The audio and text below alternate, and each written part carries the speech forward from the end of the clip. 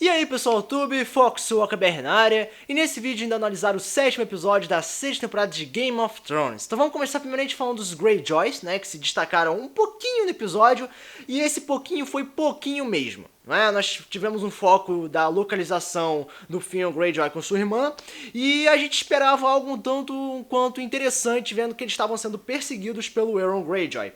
Só que no final das contas acabou tendo uma rápida resolução, né, uma rápida decisão envolvendo o novo rumo deles, né, que seria, no caso, a tentativa de encontrar a Daenerys Targaryen. E junto a isso também teve uma leve evolução do Theon Greyjoy, né, que por base da bebida ele começou a, como eu posso dizer, ser obrigado a mudar, a tomar uma atitude mais, como eu posso dizer, de voltar a ser o que ele era antes da tortura dos Boltons, né? Então, assim, foi algo um tanto, como posso dizer, leve, né? Até mesmo, a gente pode considerar até mesmo fraco. A trama deles nesse episódio correu em um local só, em uma mesa, tecnicamente, não teve realmente muita coisa.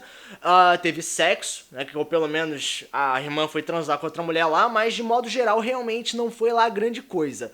A única coisa que, assim, chamou um pouco de atenção foi a decisão deles irem, no caso, ao encontro da Daenerys Targaryen, e a leve mudança do Theon Greyjoy, mas de modo geral, assim, realmente não foi lá grande coisa, ainda mais porque eles tiveram muito pouco foco durante o progresso do episódio. Em relação ao Jaime Lannister, tivemos a volta, né, da figura que, no caso, humorística, no caso, o Bronn, né? O Bronn, ele, assim, não dá pra imaginar esse personagem sem estar com alguém, né? A aventura solo do Bronn não existe como Podrick, não adianta ele ficar sozinho, tem que ter uma dupla.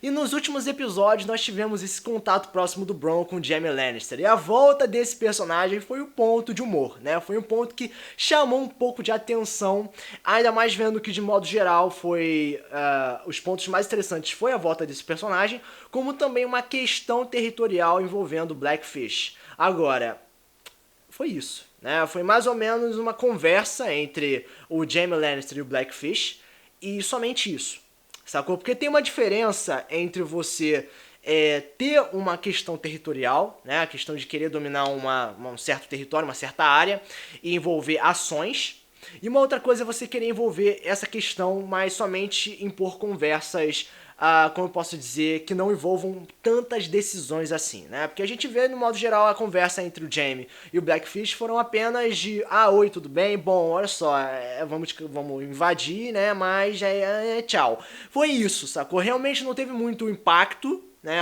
Qualquer parte dessa trama, mas foi interessante ver a questão política, né? A questão de tentar resolver a coisa por base da conversa, mas parece que vai acontecer a possível invasão, ou pelo menos algo um pouco mais agressivo nos próximos episódios. Mas, assim, novamente, a questão das tramas gerais de alguns personagens estão meio vazias, estão meio paradas, e esse foi o caso do Jaime Lannister. Eu gostei da questão dele ser mais dominador, né? Ele impôs uma dominação em relação ao cerco, dizendo, cheguei, eu tô dominando tudo agora e foda-se, mas em relação ao problema geral não foi solucionado, foi apenas uma questão de provocação, e talvez no próximo tenhamos uma postura um tanto mais, como posso dizer, de avanço, né, assim, associado àquele território. Já em King's Landing foi algo um pouquinho mais interessante, porque envolveu duas personagens, no caso a Marjorie, envolvida com Pardal, e a Cersei envolvida com as questões políticas, né, e suas derrotas.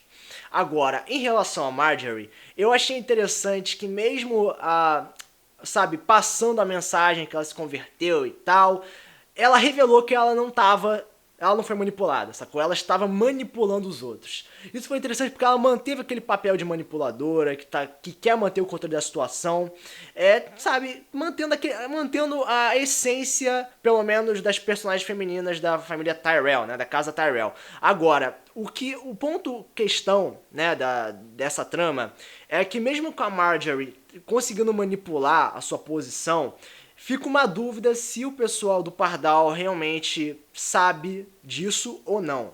Porque mesmo o Pardal sendo uma questão mais envolvendo inocência, né, o que os deuses querem, uma coisa mais simples, o Pardal não é sabe, não é ignorante, sacou? Eles têm uma noção do que tá acontecendo, mesmo não sendo 100% da coisa, então fica difícil de imaginar se eles realmente sabem se ela tá manipulando ou não. Mas é um jogo de manipulação, um jogo de poder, e eu acho que passou uma mensagem legal. Agora, em relação a Cersei, eu gostei do fato dela assumir seus erros, né? Dizendo, eu fiz merda e tudo mais. E se a gente comparar essa Cersei com as da primeira temporada, a gente vai ver um grande diferencial, não só visual e não só pela sua postura nos últimos episódios mais recentes, mas nesse episódio ela assumiu seus erros. Uma coisa que realmente não era muito destacável nos últimos episódios. Então, foi legalzinho, né? Apesar de não ser uma coisa muito grandiosa, foi apenas uma coisa por base da conversa. Mas eu acho que o ponto-chave em questão foi a questão da Marjorie revelar que não está sendo manipulada.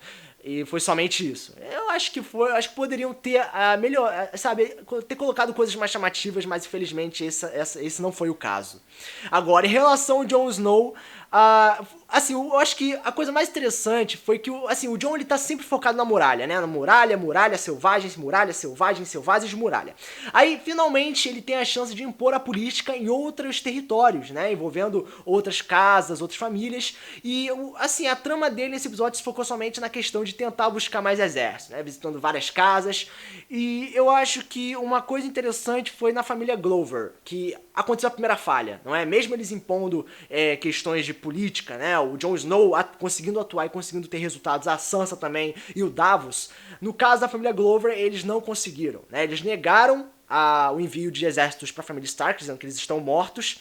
E essa primeira falha, mesmo sendo uma coisa ruim, trouxe um certo realismo, né? Vai que todas as casas aceitam, sacou? Esse é um lance meio clichêzinho, então eu gostei desse ponto de realidade.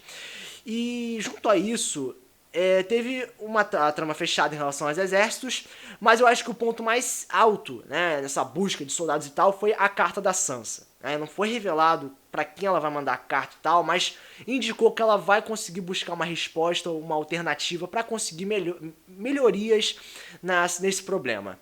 Agora, de modo geral foi da hora, sacou? Foi maneiro ele buscando soldados e tal, questão política, mas tudo se resolveu na base da conversa. Eu gostei, né, na questão Glover ter uma certa agressividade e na família Mormont ter, como posso dizer, uma certa inutilidade, né? Eles falam, a gente é foda pra caralho. Quantos soldados você tem? 64. Puta que pariu, que merda, né?